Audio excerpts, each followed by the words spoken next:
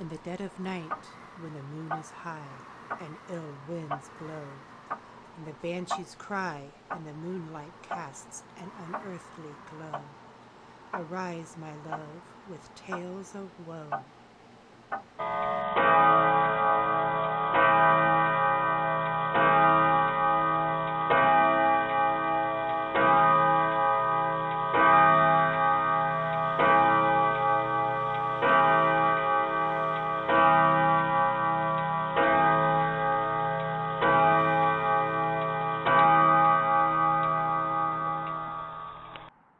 Good evening. It is 12 midnight, the paranormal hour. Welcome to Ghost to Ghost. I'm your host, Chief Lawson.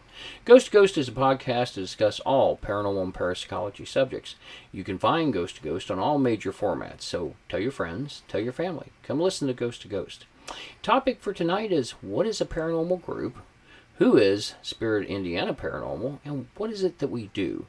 Tonight, my guest host is Andrew Brooks, my Chief of Staff on SPIRIT. Welcome to the show, Andrew. Thank you, Chief. You know, it's always funny. I'll walk around in an abandoned building with all the lights off in the middle of the night, and I'm not nearly as afraid of that as I am hearing my own voice on this. So, as I recall, you don't like to be filmed either. No. That brings back some interesting thoughts.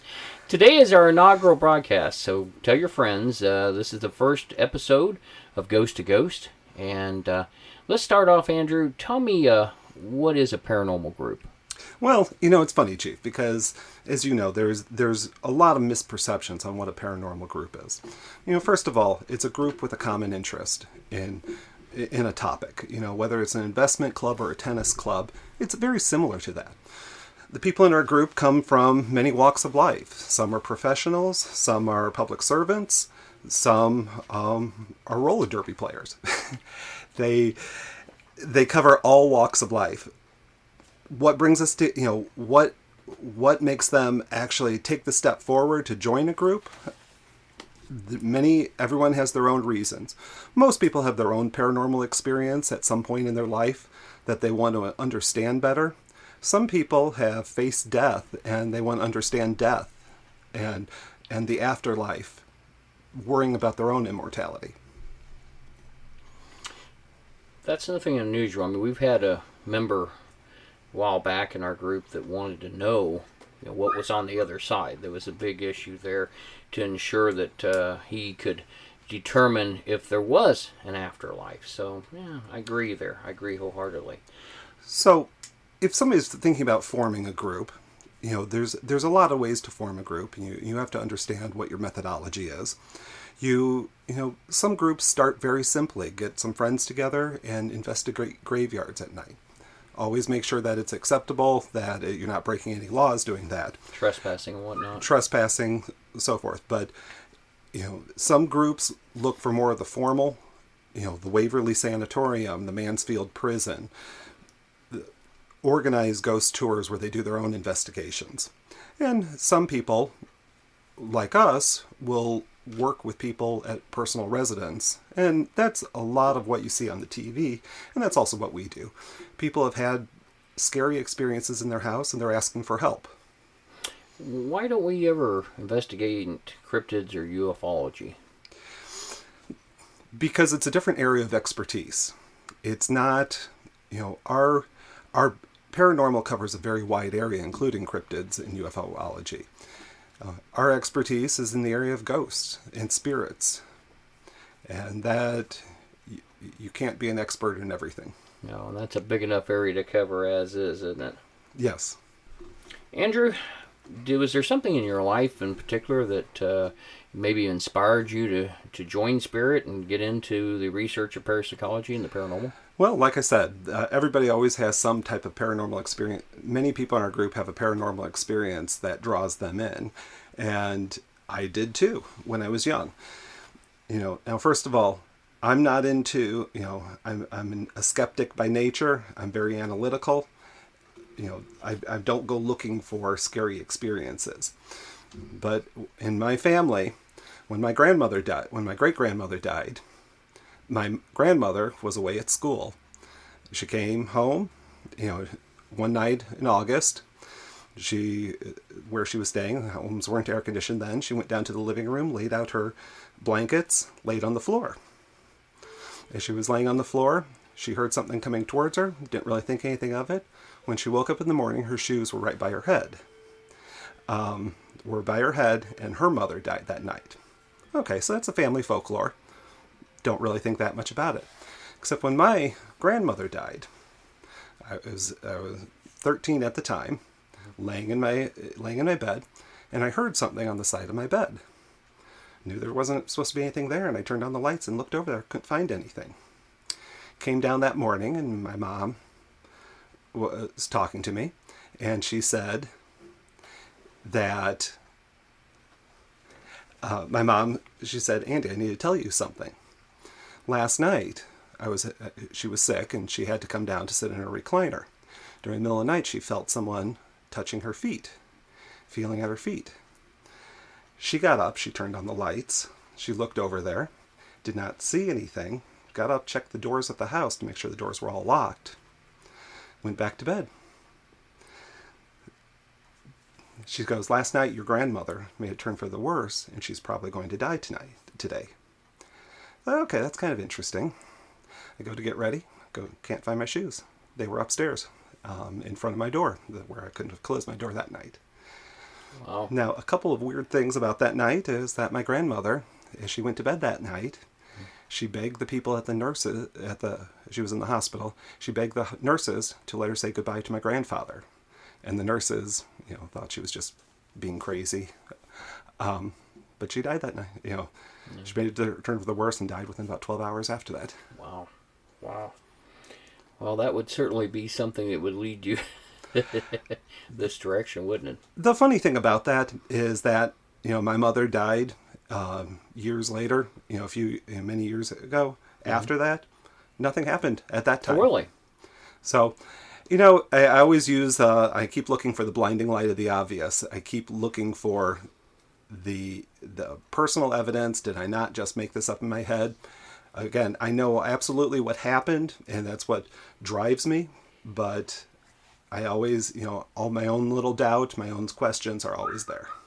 Ever since Andrew came on the team, he's always used that phrase, looking for the blind light of the obvious. And I like that. I think that's a good way to look at it. There's too many teams that don't have skeptical minds on them, I think, at times. And you need one of those. You really do. Someone who can subjectively look at evidence. That certainly helps out a lot. So, Chief, you mentioned forming the group. Who would you like to share with the audience who SPIRIT is and what we do? Sure. SPIRIT is a Indiana-based parapsychology group. We always say it's parapsychology more than it's paranormal because we actually only do, as we said earlier, we only investigate ghost sightings, and we don't handle anything the cryptid, ufology, and so forth. And actually, if you want to get right down to it, in the parapsychology, we don't do the entire parapsychology field, only the proof of life after death. We started back in 2002, and that's when we formally started. And we actually started the group up more like 2001, but we had a break for 9/11 and so forth. And by the time we actually got the group formally together, got the name and everything, it was 2002. And we actually, it was two of us, myself and Ed Adams, who has since retired. He was the other co-founder of the group. And we put it together, and we talked about it long before we, needless to say, brought it to volition. But there was only 8 people in the team to begin with. And it was odd. The first night, right off the bat, 2 dropped out. So we ended up with 6 people. And the emblem, we just kind of designed that ad hoc. We decided we wanted... of course, we'd watched a lot of TAPS episodes, and we liked the acronyming of the name, so we turned around and decided we needed an acronym. So we took the word SPIRIT first, broke it down, Special Paranormal Investigation Research Indiana Team, and then we said, okay, it's Indiana, so we need the state on the back of it. So we put the state in there, and then we found a ghost we liked, and we put that in, and that became our first emblem. It's now the team emblem, so mostly only the team members wear that emblem. But that's where it all began. Geographically, we kind of decided Indiana, we would cover the whole state. Now, there are some deep reaches in north and really far south that are a couple hours away, and sometimes we have to look at a hotel room to do it. But we still cover the entire state. Now, if it goes outside the state a little bit, sometimes we'll investigate a case. Sometimes we give it to other groups that we know in that state.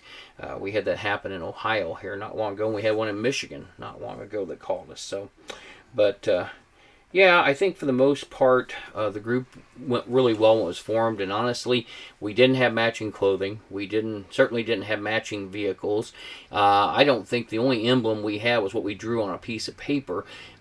We still have the original film of the first investigation, and I'll tell you what, it was a little ragtag. Our cameras were from Swan, and we bought them at Menard's hardware store. And we had 4 cameras.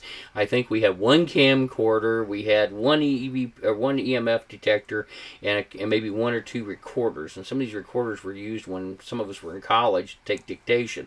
So we started off with some really bare bones equipment, but we got some good results. We were asked, actually, we were looking for some place to investigate, and we were actually asked to come to the very first investigation we had. So it was a little bit of a rocky start, but by God, we've come a long way, baby. That's what I can say. And in the last 20 years, we've certainly come a long way. Chief, you mentioned personal experiences. Do you have a personal experience that you'd like to share with the audience? Sure. I think the reason that I got into parapsychology was many, many years ago when I was very, very young. My dad always told me a story about how he saw and talked to his mother after she'd passed away. Now, my father grew up very, very poor. There was 5 children in the family, and their mother died. My grandmother died very early on. I would say he was around 10 when this happened, maybe 12 when his mother passed. He had 2 brothers and a sister, and his father, this happened in Newcastle, Indiana. His father worked for a Chrysler plant that was up there, worked evenings, so he was the oldest of the family. It was his responsibility to get the kids in bed and so forth. They were very poor. He always had told me stories about how they had lost the apartment for a while and had to live out of the back of a station wagon. They would go to the city dump where they were burning trash to stay warm. So it was a very poor, meager existence. They were struggling, and so anyway, my grandfather went to work that evening, and my dad had put the children to bed like they used to. And prior to my grandmother's death, she would come in and comb her long hair out. Almost all my family were Scottish, except for my grandmother. My grandmother was actually Cherokee, and it was said she was a Cherokee princess by relation of, I think, her grandmother. And she inherited that title from there. And so anyway, she would comb her hair out on the edge of the bed, and so it was a common practice, and certainly Dad and the kids missed that because that was the last thing they talked about, and then she'd tuck them in and leave the room. So this was, I'm thinking, a day or 2 days after she passed, and my dad woke up to find her sitting on the end of the bed after she'd passed. She was combing her hair out, and she told my dad that as long as he stayed, with the family and kept everybody together, that they'd all succeed in life, and that she would always be there to help guard and watch over them. My uncle, which was his next oldest in kin, supposedly saw it. For years he denied that he ever seen anything, but Uncle Dick was very, very easily spooked, we'll say, and so he didn't really like discussing it. It gave him the heebie-jeebies. Toward the end, near his death, he did discuss it quite frequently, that he had seen it. My aunt and my other uncle both were asleep, and they were very young, and they don't have any recollection of the incident. But I think that hooked me into it. The other half of it, my grandfather, who loved to walk, he loved to do many things when he was living in Arkansas. And I'll tell you, my grandfather for a long time saw a lot of things, and I thought forever he was just freaking nuts, to be quite honest, because he related to seeing ghosts. He told several ghost stories, and he knew I loved these, so he could sit down. It was a common bonding thing for him and I to talk about. But he'd also seen Bigfoot in Arkansas, and I really didn't pay much mind to it until he showed me the newspaper article the next day from the property next to him where they took pictures of footprints and everything. And I realized my grandfather really wasn't nuts. He was just very fortunate in life. He'd been exposed to a lot of things. But he had told me ghost stories. So between all of that, that really kind of roped me into parapsychology. I started reading books very young. I'm talking, 10 years old. I was reading Hans Hosler and his books, and starting through them. I have a wide collection going back to the 70s from that time. So, that's how I kind of got into it. Very interesting. Chief, would you like to share who makes up the group? Sure. Of course, yourself, which is my chief of staff. Andrew handles marketing. He's my right-hand guy, second in charge of the group. We have Tim Webb, who is our tech manager. Tim handles all of our equipment, maintains it, has numerous jobs when we arrive on an investigation, anything from synchronizing our clocks to watching over battery usage and so forth. Jennifer Virgne, who is sitting right here with us today. She's our research manager, does a wonderful job of looking up and researching cases. She's also the podcast producer. So Heather Lawson, my wife, she's a senior investigator on the group, and she kind of helps train the new members. She's also the podcast director. And then we have Amanda Lyons, our public relations and assistant social media manager. We have Alan Leinberger, who's our case manager. And then we have Selena Romero, who's our social media manager. Yeah, I think that's one thing that whenever somebody's looking at organizing a group has there are three legs that make up a group. One is the intergroup dynamic. How well do people get along with each other? Do they consider themselves friends? Do they enjoy being in each other's company? Or are they constant in conflict? If you're forming a group, you want to make sure that that leg is strong, that you have good relationships among people. The second leg of forming a group is the day-to-day functioning of the group. How's the website being managed? What, website, podcast, phone service, technical, emails. Are the bills being paid? That is one leg of every group. And then the third leg is, what does the group actually do? What's the main function of the group? Our group is Paranormal Investigation. So, and that actually applies to every group. But that is, if you're looking at forming a group, you have to make sure all three of those legs are strong. There's a lot of different methodologies in parapsychology. Andrew, can you explain a little bit what some of those methodologies are that groups use? Yeah, absolutely, Chief. When it comes to forming a group and what type of methodologies they use, different groups have different approaches. One approach is the anecdotal method. A homeowner says that the past 8 tenants in the house have all moved out because of unexplained circumstances. They have no proof, no reports, but people have broken leases. Okay, interesting data point. They collect that data. They use anecdotal points to form a trend. Okay, that's a good approach. It's one approach. The next approach is what I call the psychic method. Okay, and this covers a wide area. People using spirit boxes, people using Ouijas, people using seances, people getting a feeling, the people who have feelings when they walk into a residence or a location. Okay, dowsing rods would probably also fall under this category. There's nothing wrong with this approach, but it is more of a feeling and one that we don't really care for because we can't calibrate these methods. The third method, and this is the one that we usually go most with, is the debunking method. And the debunking method is what I say is a more scientific approach.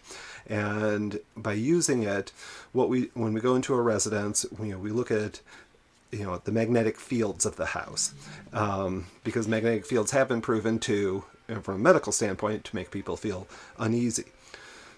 We also look at cars driving by and what reflections it casts on the wall. We look for why floors creak and can we duplicate it by standing in different locations in the house. Okay. When we debunk everything else, we investigate what's still left. And that's just our approach. And we're not saying one approach is better than the other, because groups of all sorts will claim great success with their own methods. Sure. Okay. But the debunking method works for us, and that's what we follow. Outstanding. We've had good success with that over the years. So, folks, at this time we're going to take a commercial break. This is Ghost to Ghost, and I'm your host, Chief Lawson. We'll be back in just a few minutes.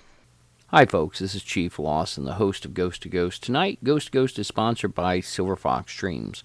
For all your metaphysical needs, Silver Fox Dreams sells resin items, teas, cleansing items, jewelry, cottage-made canned goods, and smoking salts, as well as meat rubs. Silver Fox does ship domestically and takes all major credit cards, including PayPal and Zelle. You will find Silver Fox Dreams on www.silverfoxdreams.com. Again, that is www.silverfoxdreams.com. You can also find them on Facebook and on TikTok and Instagram at OZTOHUA. Again, that is OZTOHUA.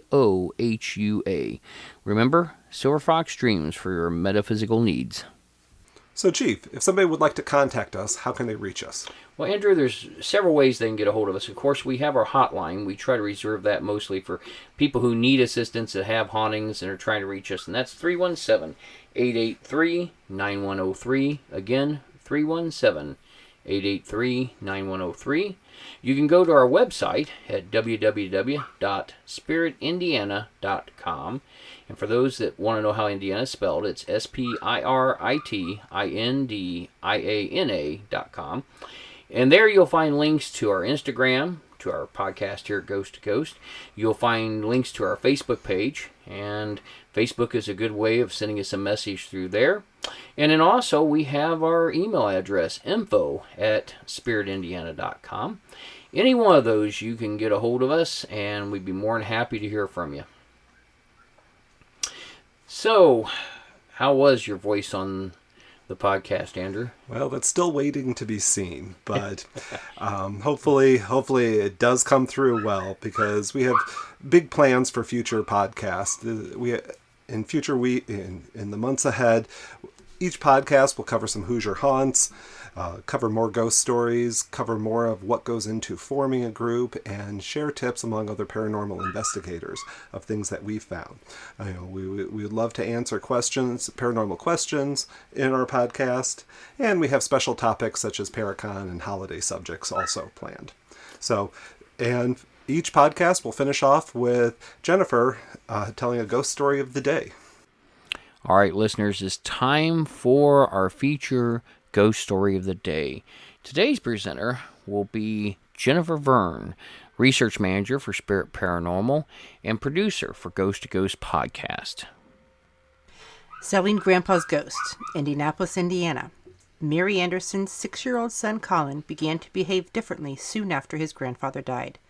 Terrified to roam around the house alone, he refused to go to the bathroom on his own.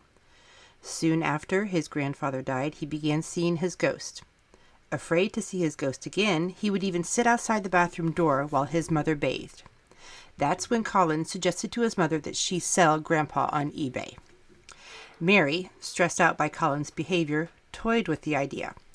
How could she convince Colin that his grandfather's ghost would leave? Sell him on eBay of all places? After doing some research, she realized that eBay does not allow sellers to offer intangible items such as spirits or souls where delivery cannot be confirmed. That was when a thought occurred to her. Her father's cane. The one item he was never without. Why couldn't she sell it?